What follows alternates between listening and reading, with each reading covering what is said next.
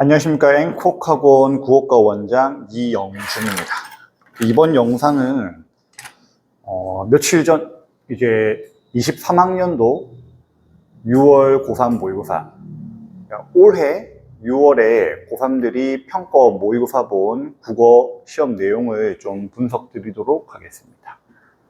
자, 일단 전체 구성과 특이점을 먼저 보시면은 작년 11월 23학년도 이제 수능이죠. 작년 11월에 고3 재수생이 봤었던 수능을 이은 문제 구성과 유형이 그대로 나왔습니다. 독서가 17문제, 그리고 문학이 17문제, 그리고 선택 영역 11문제로 총 45문제. 이건 크게 변할 게 없죠, 또. 자, 여기서 독서는 독서 이론 지문 1개, 그리고 인문, 예술, 가나라고 해서 지문 하나에 글이 2개가 나왔습니다.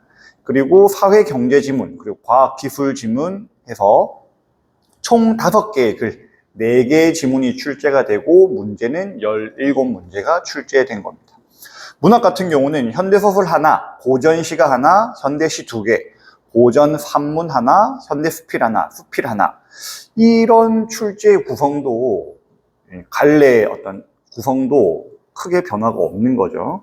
그래서 7개의 작품이 출제됐고, 작년 수능과 마찬가지로 장문의 고전시가가 아닌 난이도가 좀 낮은 편에 속하는 연시조가 출제됐습니다. 독서에서는 EBS 연계율의 체감의 신경을 많이 쓴 흔적이 보이고요. 그래서 사회나 과학 같은 난도 높은 소재의 지문 길이를 좀 많이 줄여서 학생들의 부담을 줄인 흔적이 많이 보였습니다. 그리고 선택 영역 같은 경우는 화법, 장문 매체 난이도가 역시 좀 많이 올라간 편이었고, 그리고 글의 내용을 좀 체크를 하면서 보여드릴게요. 자, 글의 내용이 많아지고 문제 보기와 선지 내용도 많아서 보통 학생들이 화법과 장문 같은 경우는 문법이 너무 어려서, 말 그대로 이제 언어와 매체에 속하는 언어인 이 문법 내용이 공부하기가 좀 까다롭고 기학습, 이미 이루어진 학습이 좀 부족한 학생들이 화법과 장문을 선택하는 경우가 많은데, 사실 화법과 장문이라는 게 어떤 내용 학습이라든지 암기를 해야 된다든지 뭐 이해를 해야 된다든지 그런 내용은 없기는 해요. 하지만 막상 시험에 들어가서 화법 장문 같은 경우는 여기서 이번 출제 기조와 마찬가지로 내용이 많고 글이 길고 또 분석하고 옳은 선지를 찾는 데 있어서 어떤 판단 능력, 어휘력 또한 필요하기 때문에 마냥 쉽게 볼 건 아니라는 거죠. 그래서 화법과 장문을 선택한 학생이라 할지라도 좀 훈련을 충분히 많이 하고 오답도 꼼꼼히 좀 분석을 해야 되고, 거기에 따라 어휘 공부, 표현에 대한 독해 공부도 좀 충분히 해야 된다는 거죠. 자, 그리고 재수생이 포함되긴 했지만은 작년 수능 난이도보다는 조금 높아진 것으로 보여서 80점대 후반에서 아마 90점대까지는, 초반까지는 보여집니다. 독서 같은 경우는 지난 수능과 마찬가지로 총 4개 지문이었고, 자, 독서 이론 지문, 부담을 덜기 위한 짧은, 아주 쉬운 짧은 지문 하나죠. 문제는 한 3문제 정도 편성이 되고, 그리고 사회 문화에서는 공포 소구, 그다음에 과학기술 영역의 화학 반응의 촉매, 인문예술 영역에서는 기능주의 철학과 중국어 방논증, 이렇게 해서 EBS 연계 출제가, 물론 이제 독서가 직접 출제되는 경우는 없죠. 이제 직접 출제라는 경우는 지문 그대로가 출제가 된다는 건데, 그건 아니지만 동일한 소재를 사용한 다른 지문이 출제되는 걸 저희가 이제 간접 연계라고 부를 수 있는데, 그 간접 연계율이 거의 8, 90%에 해당하는 거죠.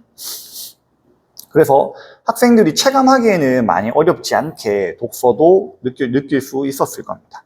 대신에 문제 하나하나에 들어가서는 이제 단순 내용 일치 문제가 아니라 어떤 적용 문제라든지 사고력이나 혹은 응용력을 요하는 문제들이 있기 때문에 그런 문제에 한해서는 오답률이 높을 것으로 보였습니다. 문학 같은 경우도 보시면은 EBS 이번 수능 특강 연계 작품으로 고전 산문의 상사동기, 그리고 물론 다른 부분에서 발췌되기는 했지만은 산문 같은 경우는 그렇게 그거죠. 작품은 이제 상사 동기라는 고전 수필, 이제 작품이 그대로 출제가 된 거예요. 하지만 이제 다른 부분이, 다른 그 작품 전문에서 다른 부분이 출제가 된 거예요. 그리고 현대시 맹세, 그다음에 고전시가 한거 18곡이 직접 연계가 됐습니다. 나머지 현대수필 규치서행, 현대소설 무성격자, 현대시 봄이 비연계로 출제돼서 문학 같은 경우도 이제 직접 연계율이 50%를 유지를 했습니다. 작년 수능과 마찬가지로.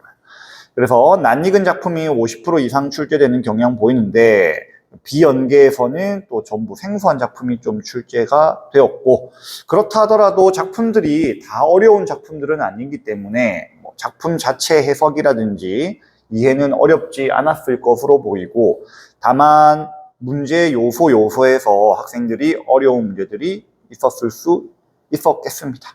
자, 선택 영역 같은 경우도 앞부분에서 제가 총평 부분에서 말씀을 드렸듯이 일단 화법과 작문과 매체 부분에서는 학생들이 생각하는 수준보다는 난이도가 높게 나왔고, 언매 같은 경우도 작년 수능에 비해서는 좀 어렵게 출제가 됐습니다.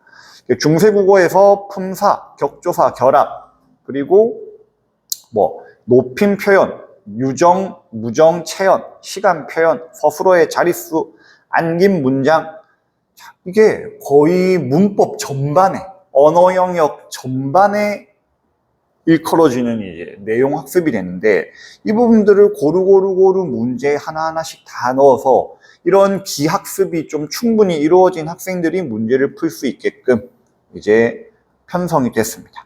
그래서 문법에 특별히 생소하다거나 어려운 개념은 아니었지만 전 범위에 대한 고른 학습이 이루어지지 않은 학생들은 좀 어려움을 느낄 수 있는 시험이었습니다.